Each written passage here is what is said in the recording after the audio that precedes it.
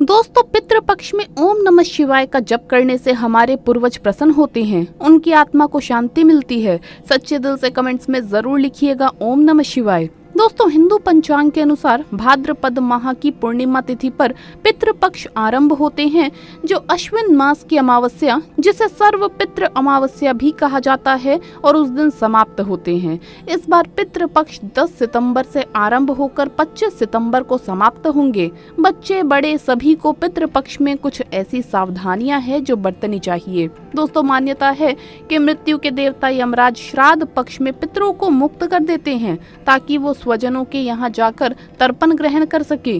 पितृ भाद्रपद पूर्णिमा पर पितृलोक से धरती पर आ जाते हैं और 16 दिनों तक श्राद्ध, तर्पण, पिंडदान ग्रहण करके सर्व पितृ अमावस्या की रात्रि को पितृलोक चले जाते हैं। दोस्तों, इसीलिए ये 16 दिन पूर्ण रूप से पितरों को समर्पित होते हैं। इन 16 दिनों में पितरों की आत्मा की शांति के लिए पिंडदान, श्राद्ध, तर्पण कर्म किए जाते हैं। पितरों के लिए श्राद्ध से कुछ समर्पित करना ही श्राद्ध कहलाता है। ये 16 दिन पितरों को प्रसन्न कर पितरों की कृपा प्राप्त करने के लिए बहुत ही खास माने जाते हैं। दोस्तों, जैसा कि आप सभी जानते हैं कि पितृपक्ष के दौरान कोई भी शुभ और मांगलिक कार्य नहीं किए जाते। शास्त्रों में पितृपक्ष के कई नियम बताए गए हैं। अगर उन नियमों का पालन ना किया जाए तो इससे पितृ दोष लगता है, पितृदेव नाराज हो जाते हैं। पितृपक्ष के दौरान शुभ और मांगलिक कार्य करने के साथ ही कुछ ऐसी चीजें भी होती है जिनका सेवन पितृपक्ष के दौरान भूल कर भी नहीं करना चाहिए।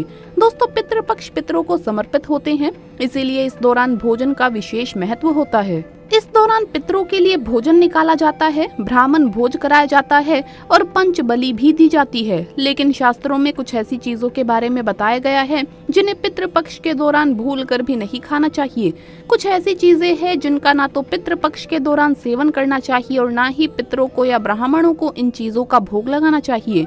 दोस्तों, ऐसे में हम जानते हैं कुछ ऐसी चीजें जिनका पितृपक्ष के दौरान भूल कर भी सेवन नहीं करना चाहिए। कौन सी ऐसी चीजें हैं जिन्हें पितृपक्ष के दौरान पितरों के या ब्राह्मणों के भोजन में भूल कर भी शामिल नहीं करना चाहिए, वरना दोष लगता है। दोस्तों, बड़े बुजुर्गों द्वारा, ब्राह्मणों द्वारा आपने अधिकतर यही सुना होगा कि पितृपक्ष के दौरान वही भोजन बनाइए, वही भोजन का पितरों को या ब्राह्मणों को भोग लगाइए, तभी ही पितरों की आत्मा को शांति मिलती है। लेकिन यहाँ पर हम कुछ ऐसी गलतियाँ कर देते हैं। अधिकतर घरों में अधिकतर लोगों के पूर्वजों को लहसुन प्याज पसंद होता है, तो जब वो भोजन बनाते हैं तो उसमें प्याज और लहसुन डालते हैं और पूर्वजों के पसंद के हिसाब से भोजन बनाकर ब्राह्मणों को वो भोजन करा देते हैं। या फिर जिनके पितरों को नॉनवेज पसंद होता है, वो नॉनवेज लेकर किसी जरूरतमंद को पितरों के नाम से दान कर देते हैं, जिससे उन्हें पितरों का आशीर्वाद प्राप्त हो। दोस्तों, अगर आप भी ऐसा करते हैं तो भूल कर भी ऐसी गलती आगे से ना करें। शास्त्रों के अनुसार पितृपक्ष के दौरान प्याज, लहसुन, मीट और अंडे का सेवन भूल कर भी नहीं करना चाहिए और पितरों के भोजन में भी इन चीजों का इस्तेमाल भूल कर भी नहीं करना चाहिए। शास्त्रों के अनुसार भगवान विष्णु और महालक्ष्मी जी को पितृदेव कहा जाता है। पितरों का भोजन, श्राद्ध, तर्पण, पिंडदान सबसे पहले भगवान विष्णु और महालक्ष्मी जी ही स्वीकार करती हैं। उसके पश्चात ये पितरों को मिलता है और भगवान विष्णु और महालक्ष्मी जी के पूजन में प्याज, लहसुन, मीट, अंडे का इस्तेमाल करना वर्जित बताया गया है।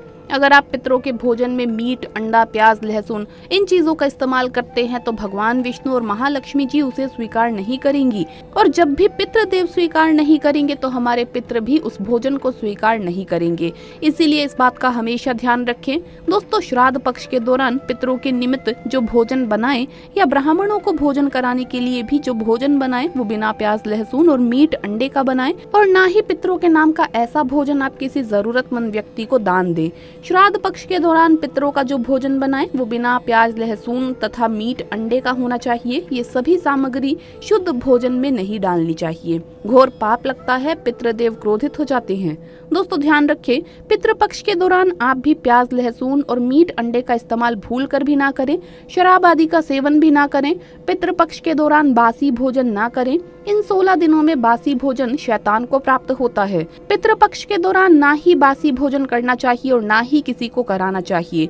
कोई जरूरतमंद व्यक्ति अगर आपके द्वार पर आ जाए तो उसे भी आप बासी भोजन ना दें।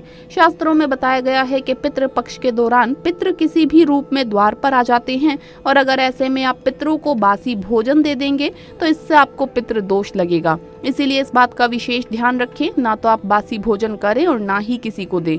दोस्तों, पितृपक्ष के के दौरान अपने खुद के लिए वस्त्र नहीं खरीदना चाहिए। इन 16 दिनों में आप वस्त्र का दान कर सकते हैं, पर अपने लिए कभी भी वस्त्र ना खरीदें। इस दिन नए वस्त्र खरीदना अशुभ माना जाता है। पितृपक्ष के दौरान पति पत्नी को दूरी बनाकर रहना चाहिए, क्योंकि इस दौरान हमारे पितृदेव हमारे घर के अंदर ही हमारे आसपास मौजूद रहते हैं, और अगर आप ऐसा करेंगे तो हमारे पितृ नाराज होकर चले जाएंगे। पितृपक्ष के दौरान घर में रोना नहीं चाहिए, इससे भी पितृ दोष लगता है। इन 16 दिनों के अंदर खुशी खुशी पितरों का स्वागत करना चाहिए, उनका आशीर्वाद प्राप्त करना चाहिए। दोस्तों, पितृपक्ष में पितरों का भोजन बनाते समय भोजन में चावल, दाल या रोटी ना बनाएं। पितरों के लिए सदैव पक्का भोजन जैसे कि पूड़ी, कचौड़ी, पराठे इत्यादि बनाए जाते हैं। हलवा पूड़ी बनाई जाती है, खीर आदि बनाई जाती है। पितरों को खीर बहुत पसंद आती है। खीर खाकर हमारे पितृ हमें ढेरों आशीर्वाद देते हैं। पितृपक्ष के दौरान आप स्वयं दाल, चावल, रोटी आदि खा सकते हैं, या पितृ को ये चीजें ना दें, लेकिन याद रहे पितरों का जो भोजन बनाएं, ब्राह्मणों का जो भोजन कराएं, वो पक्का ही बनाएं। जैसे कि खीर, पूड़ी, मूंग दाल की कचौड़ी, दही, जलेबी, इन चीजों को आप बना सकते हैं। लेकिन याद रहे पितृपक्ष के दौरान घर में मसूर की दाल नहीं खानी चाहिए, शास्त्रों में इसे वर्जित बताया गया है। दोस्तों, मसूर की दाल के अलावा पितृपक्ष के दौरान काले नमक, काले जीरे का सेवन भी नहीं करना चाहिए, और ना ही ब्राह्मण भोज में इन चीजों को शामिल करना चाहिए। पितृपक्ष के दौरान मूली, लौकी, खीरा और सरसों का साग ना तो खाया जाता है और ना ही खिलाया जाता है। श्राद्ध पक्ष में इन चीजों को खाना और खिलाना दोनों ही वर्जित होता है। श्राद्ध पक्ष के दौरान पितरों के भोजन में नींबू नहीं डाला जाता।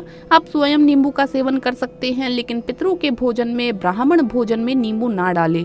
पितृपक्ष के दौरान कई तांत्रिक क्रियाएं भी की जाती है, इसीलिए इस दौरान दूध, दही या फिर सफेद खाद्य पदार्थ जैसे कि सफेद रंग की मिठाई या बर्फी इत्यादि का सेवन नहीं करना चाहिए। लेकिन हाँ, ये चीजें आप अपने घर में ही बनाकर खा सकते हैं। दोस्तों, पितृपक्ष के दौरान गाय के दूध का सेवन करने से बचना चाहिए।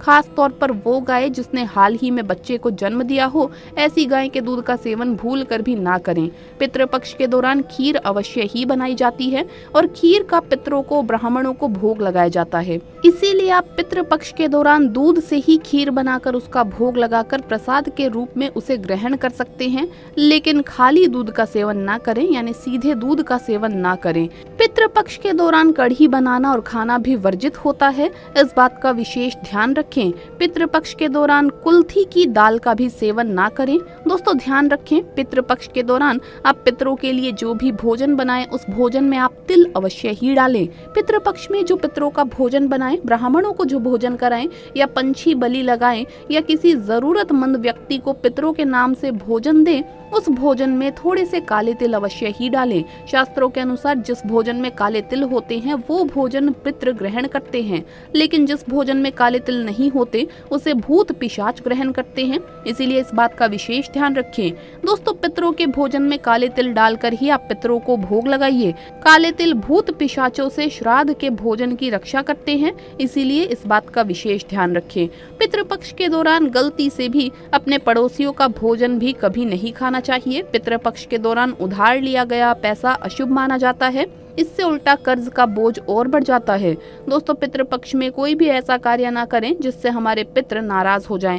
आप थोड़े से ही प्रयास से पितरों को प्रसन्न कर सकते हैं। तो दोस्तों, आपको ये वीडियो कैसा लगा हमें कमेंट्स में जरूर बताएं। इस वीडियो को लाइक करें, अपने दोस्तों के साथ शेयर करें, और अगर आपने अभी तक चैनल को सब्सक्राइब नहीं किया है तो सब्सक्राइब करके बेल आइकन जरूर प्रेस कर ले। जल्द मुलाकात होगी अगली वीडियो में। हर हर महादेव, जय महाकाल।